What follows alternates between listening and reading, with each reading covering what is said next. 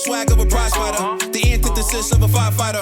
Arsonist, I'm a fire rider. Instant flame like a firelighter. So special with shows, I live out my flows. Can't walk in my shoes, can't purchase my clothes. Ice in my veins, but I never froze. Picture perfect, but I never pose. As a juvenile, I knew I bounced back. Got rated, had a plan to get my ounce back. Use cheese as bait, that's a mousetrap. Let me to the right person to pounce at.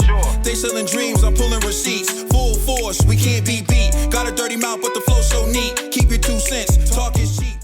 The next topic we're going to discuss on Boxing Bros were comments AJ made about his mental state in boxing. And we'll take a listen and we'll talk about it in greater detail. All right, let's take a listen. And you're still in love with the sport of boxing? I mean, you've given so much back. I know what it did for you as a kid. Well, there's a difference. So what happened is people say, like, question where people's heads at. Like, is his head in the game? But, like, that's one thing. I think waking up every day is just a normal everyday thing, right? You don't think about it. So going to the gym for a fighter is just a normal everyday thing. So many fighters go to the gym every day. But there's a difference when you put your heart into it. And I've had to kind of get rid of a lot of distractions and things in my life so I can put my heart back into the game. I made a conscious decision last year to step back and just put my heart into boxing and nothing else. So yeah, I've got definitely got that fire going again. And you're still in love with the sport of boxing? I mean, Well, that's the way Joshua said. He said he made a conscious decision to take a step back and just put his heart back into boxing and nothing else, because he had a lot of things going on. And that's where his head's at right now. Turn over to you, to Conspiracy G. What's your reaction? See, this is why I said I like this new AJ, because of that segment. You know, when he said the money thing, I was like, but the fact that he said, yo, I just literally dedicated my life to boxing. I got rid of all my distractions to just commit to boxing. See, that to me is different. That's the passion of it, you know? So it's like, that's why I'm like, all right, this new AJ might be different. AJ might actually be a threat to my man Wilder. You know what I'm saying? So I like this new AJ, you know? But yeah, so I do think he's still in love with this sport. Because if he wasn't in love with the sport, he wouldn't do what he's doing. You know, like, he'll just find excuses. He'll blame, you know, all kind of, like, he'll just find, like, excuses on why. Even his loss, the second loss against Usyk, his outburst at the end, as unprofessional as it was, you could tell, like, the passion was there. You could tell it's a guy who was frustrated that he lost because he dedicated everything, his heart, body, soul, and mind towards this one fight, and he still lost. He still came short. It was just like Wilder in the three-peat. Go ahead, Ned. When you say you like AJ, what do you mean by that? See, this the one that you see. I'm showing him love. Like, I'm actually being honest right now. You know what I'm saying? Yeah, this is a goofy. It's cornball over here. You know what I mean? But those two guys, like Wilder in his loss, AJ in his loss, you could tell these guys really wanted to win. They gave their all. And that's what fans want to see. So that's something that you could respect, you know? So although it's just weird that, you know, AJ kind of lost it the way he lost it, but you could understand his frustration because literally he gave everything. And he's just like, how does dude beat me? Like, in his mind, he couldn't even process it. That's dedication right there, you know? So, like, I can't get mad at that, man. So it's like, clearly he loves the sport, you know? And I just felt like he needs to tap in with somebody that can actually get him to that level. And I think Derek Jackson could do that, you know what I'm saying? So, salute to AJ. I feel like, you know, we just recruited somebody. You know, I know he's a UK fighter, but, you know, it's going to take the US to make him a champion again. So I kind of like how that sounds. You feel me? You know what I mean? But, watch your mouth. But nonetheless, oh, okay, I'm going to watch my mouth now because Ned told me to. Sorry. Go ahead, Ned. Not me, it's true. Oh, I'll take a bullet for AJ. Hey, yo, watch your mouth, G. $1 bill. I mean, yes, he's still in love with her. It's like this. They've been together for a while, you know? They had their ups and downs. They had good times and they had bad times. And then it gets rocky after a couple of years, and you start questioning if you still want to be in this relationship with her. But then you realize, all the time you spent together and all the good times that you have, and then you realize, like, You almost lost her. you almost lost her. You know what I'm saying? And you wanna keep her, and you want to keep her. So you devote all your time and your energy. You know what I'm saying? And to making this relationship work, because that's what relationships is all about. So Drill, are you saying AJ jealous that some Ukrainians blowing her back out? Yo, watch him out. Kick him out. Yo, he's going overboard. Watch your mouth, G. Watch your mouth. That's the last time I'm Hey, tell you. AG. Yeah. It's not a surprise because AJ took her from a Ukrainian. So yeah, hey, that's a fact. That's a fact. You can't be doing that. They want it back. You know what I'm saying? You know what the old folks say? Hey, just how you get her, you gonna lose her. You know what I'm saying? But yeah, but he's still in love with her. You know how he was like, he's still in love. You know what I'm saying? And he's doing everything to try to make the relationship work. That's what it's all about. That's what relationships is about. It's work. Nothing is easy. Mm-hmm. Nothing worth having is easy. So you got to work at it. And that's what AJ was saying. He dedicated, and he's fallen in love, back in love with the sport of boxing again. And I ain't mad at him. You heard it. True. Oh, here come next. Dr. Nah, I honestly believe AJ still loves the sport of boxing. It's the sport it's the thing that changed his life. It's his bread and butter. It's the thing that, like, if he left this, he could find something else, but this is what he was really good at.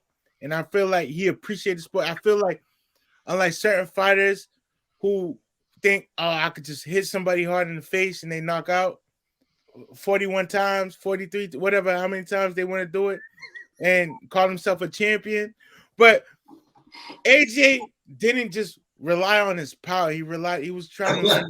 He was trying to be masterclass. He was trying to understand the game. He was trying to be a student. He was trying to really be something in the sport. He was dedicated to getting undisputed. And when that faded, we saw the meltdown. But that was like all the hard work he put behind him. Like, let's not take that away from Anthony Joshua. He really put in the work to chase undisputed. Nobody was chasing undisputed till he went after it, and nobody was calling out anybody until AJ was like, "I'm going for undisputed in heavyweight." There was no Usyk, there was no Fury retired. Let's be clear. Fury was out the sport. Deontay was fighting tuna cans. I'm calling out names now. Was Joseph Parker? Joseph Parker didn't want no smoke.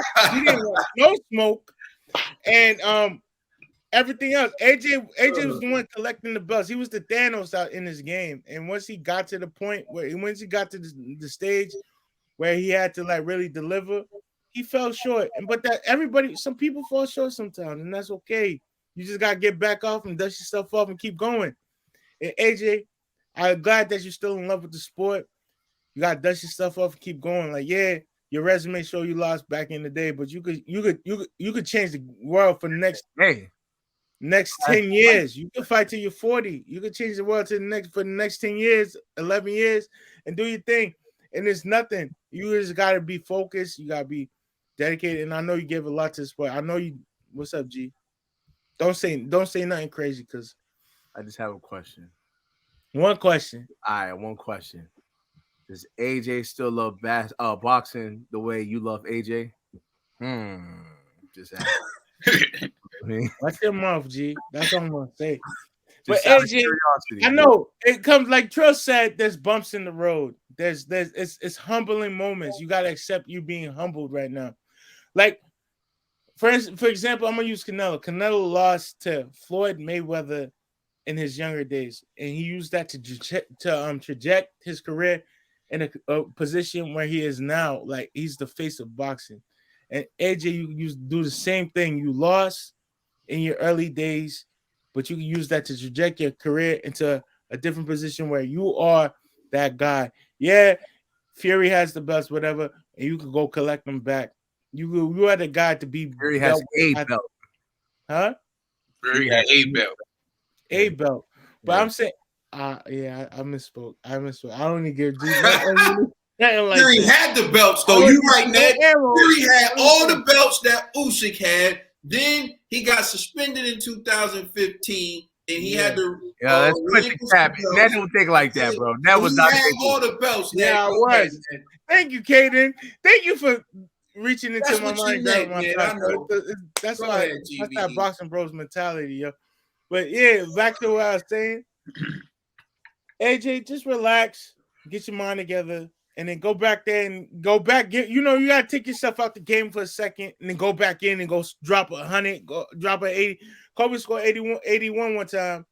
LeBron just broke the scoring record. You could do the same thing, yo. It's not over for you. You're still a champion. At the end of the day, it's you. You got it, my boy. Correction, he was a champion. Watch your mouth. Watch your mouth. Everybody's a champion. When you still a Everybody's champion. a champion. Also, we giving out. Once a champion, always no. champion, as they say. No, But that's why they say you can't become a champion until you defend your belt at least one time. But the saying, once you become a champion, you can't become a champion to defend it one time and win it back. G can't say nothing on that. What? He's saying that because Wilder didn't win it. All right, look, man. Diving into this, right? AJ needs to remember who he is. It's like the scene from The Lion King where he's like, remember who you are. AJ he's been unified champion. He has still the best resume in the heavyweight division where he can say he fought the best fighters and actually beat them. He has that. And he lost to Usyk. But what AJ needs to put in context is this. He didn't lose to Usyk because he wasn't up for the task. He lost to Usyk because Usyk was a better boxing mind. And Usyk is older than him. And Usyk's been doing it longer than him. And those things matter, right? It's like Chris Paul. They call him the point guard. Right? Chris Paul's not the most athletic. He's not the most physically gifted, but his impact on the game is tremendous because of his IQ, and he understands the game. So although he can't jump as high, he may not move as fast. He knows sets. He understands the game at such a high level that he's the better option over people who are faster, who can jump higher, who can do whatever. And Usyk's been boxing since he was a kid. He's got this experience. He's been fighting the best fighters. Like when you look at Usyk, he started boxing when he was small enough to fight Sean Porter in the amateurs. And Sean Porter beat him in the amateurs. Think about that. And then he ends up doing what he does. So AJ has to look at it from a perspective of physically, he is good. Physically, he is gifted. His IQ in the ring has to match his skill set. And that's when he can take off. LeBron James isn't LeBron James because he was physically great. He was LeBron James because his physical attributes also match his IQ for the game. When you talk about great scorers, LeBron James isn't just the NBA's all-time leading scorer. He's fourth in assists all time. Do you know what that means? That means he doesn't just score. He sets other people up. He understands the offense. This is why when people have debates sometimes about, you got to understand LeBron scoring is just a part of the offense. LeBron makes the right play every single time. Whether that's to pass or whether that's to score, that's why he's the number one scorer and fourth in assists. Go ahead, bro. Now, I just wanted to jump in, man. Hence my comparison to Magic Johnson. Exactly. Magic dropped 40, but he made sure other people dropped 42 on the team. You know what I'm saying? So, yeah. Yeah. No, LeBron been more like Magic than Jordan. That's why I never really understood the comparison. LeBron's also currently 9th in the league in steals. And Magic 2.0. Yeah, he's about to be top 10 in rebounds. He plays like Magic. He does everything. He doesn't just focus on scoring. Scoring is just, but my point is the IQ allows you to do that. That's what Usyk has. When people are like, Usyk, go for the knockout. You could have knocked AJ out. Usyk was like, I was going to win. Y'all want blood? I already won. What? The only thing that could happen with Usyk trying to knock out AJ in that moment was he could get knocked out himself. Because when that happened, it was the 12th round. AJ was up against the ropes, and everyone was like, oh, Usyk go for the kill. And Usyk's thinking, I'm about to be champ. I'm not giving him a chance to hit me. It's still AJ at the end of the day. So my thing to AJ is remember who you are. Look at who you lost to, bro. You lost to Andy Ruiz, right? Look at what Andy Ruiz did to Luis Ortiz, right? Look at what he just did to him. Andy Ruiz gave Joseph Parker a tough fight. You already beat Joseph Parker. Andy Ruiz is no slouch. We still waiting to see what Deontay Wilder can do with Andy Ruiz, right? So let's wait to see what Wilder does with Ruiz. If he even steps into the ring with Andy Ruiz, because Wilder's kind of dragging his feet on that. So you lost to Alexander Usyk. Let's see what Fury does with Usyk before you sit there and get down on yourself for taking all the tough challenges. So you got Jermaine Franklin. And I'm going to be honest with you, I wish you fought someone easier than Jermaine Franklin, because Jermaine Franklin is no slouch, and you saw what he did against Dillian White. But again, Jermaine Franklin's a tough fight. You're not going to get any credit for it because he didn't get the decision against Dillian. So it looks like you're fighting the loser. I put that in air quotes because I thought he beat Dillian. But it looks like you're fighting the loser, and it's a lose-lose situation for you unless you knock him out, which it seems like you're confident that you can do. But in the end, really sit back and look at yourself and what you accomplish in this sport. Bro, you're not broken. You're fine. You just need to know why you throw every punch. You just need to know how to set up. You just need to be able to adapt quicker. When someone catches you with something, you need to figure out what they're doing and take it away from them. That's what makes Floyd. That's what makes Usyk. That's what makes Fury. That's what makes these guys great. That's where you lack the IQ. If you get hit with a punch 2 or 3 times, you shouldn't get hit with it again. You should figure out what it is you're doing and take that punch away. Once you do that, you'll be great. All this other stuff's for the birds, man. You're not broken, but you got to remember who you are. And if you let people keep telling you you're broken, then you are broken because you believe that in your mind. Let us know how you feel in the comment section. Please like and subscribe. Check us out on Instagram and Twitter. And please check out our podcast on all major streaming services. We are the Boxing Bros.